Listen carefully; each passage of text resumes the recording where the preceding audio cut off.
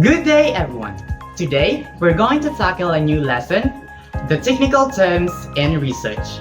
At the end of the lesson, you are expected to identify the technical terms used in research, appreciate the importance of research through familiarizing its technical terms, and to use the technical terms learned for future research work.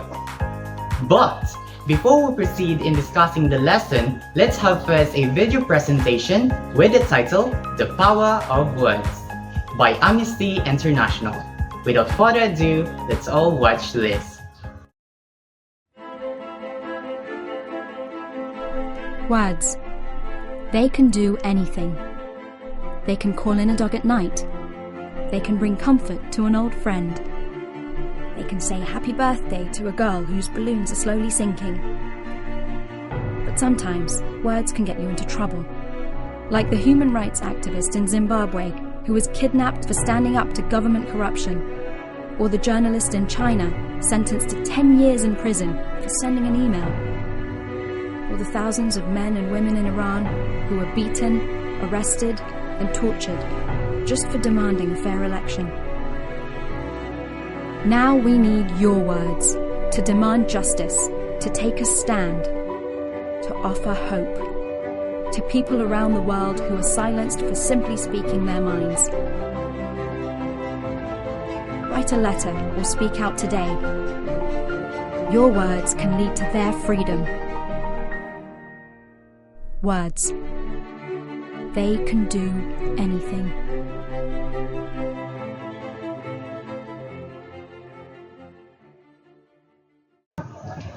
How was the video presentation? Good! So now, try to reflect in the video presentation and what do you think its message for us? Yes, Miss Lavo. Very good. Yes, Mr. Torres. Perfect. Everyone has different interpretations in the video, and I'm happy to know that. And I observe that everyone is participating actively in our lesson today. So, a round of applause for everyone. The video lesson that you have watched was signifying our lesson today. Because it is really true that our words have powers to inform, to persuade, and to entertain. Reason why we must use our words appropriately and make sure that you mean it. As I said earlier, our lesson today is about the technical terms in research. And every term used in research has its own meaning, function, and we must use them accordingly.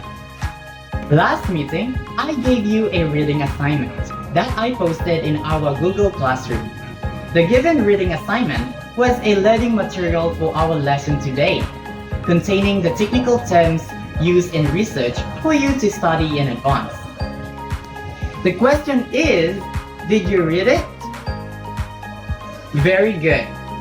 Because of that, can you give me some technical terms used in research? Yes, Mrs. Killier. Very good. How about you, Miss Labastida? You're raising your hand. Perfect. I'm so glad that you already started our lesson today. In that way, it's gonna be easier for us to dive into our discussion about the technical terms in research, and it's gonna be a form of review for everyone as you already started the lesson. We all know research is a form of systematic study or investigation to discover a new knowledge or to expand on existing knowledge. And because of that, research improves our standard of living. In research, we are using different technical terms. We have research method. It means the collecting of data. We have also theory. A theory is a set of interrelated concepts, definitions, and prepositions that explains or predicts events or situations by specifying relations among variables. And we also have discrete variables. Discrete variables is a variable whose values can be divided into distinct groups and can be counted like breeds of dogs or grade in school. And the fifth one is the population versus sample. These are: the population includes all members of interest, whereas the sample includes only one person subset of the population. In research, we also have the technical term sampling. It is really common for everyone because sampling is the process of selecting a subset of participants from the pool of all potential participants. Furthermore, we have probability sampling. Probability sampling is the process of selecting a subset of participants for which all individuals in a sample frame have a known probability of being selected to participate. Moreover, we have parameter.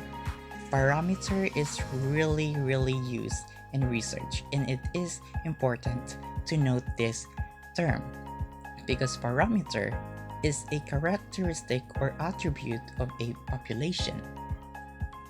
We also have non-probability sampling.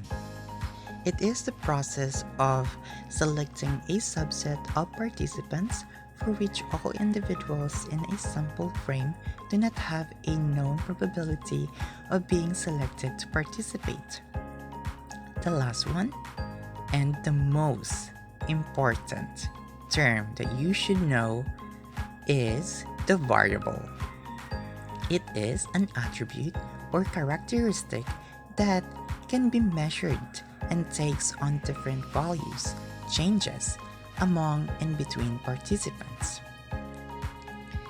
Those are the most commonly used technical terms in research, and I know that you know more than those. Now, we're done discussing our lesson. Any clarifications? If there's none, let's have a short drill. So, I'm going to ask you some questions and you need to answer as one. The first question is, this is the process of systematic study or investigation to discover a new knowledge or expand an existing knowledge. What is it? Very good. It is research. The second question is, it includes all members of interest. Very good. It is population. The third question is, it is a set of interrelated concepts, definitions, and propositions that explains or predicts events or situations by specifying relations among variables. What do you think? Yes, very good. It is a theory. So let's move to the fourth question. It is a mean of collecting data. What do you think? Yes, Ms. Labastida? Very good. It is research method. And now, let's have the last question. The last question is, it can be used as the conceptual basis for understanding, analyzing, and designing ways to investigate relationships within social systems. Correct. It is a theory. Now, I think you are all ready to have our activities.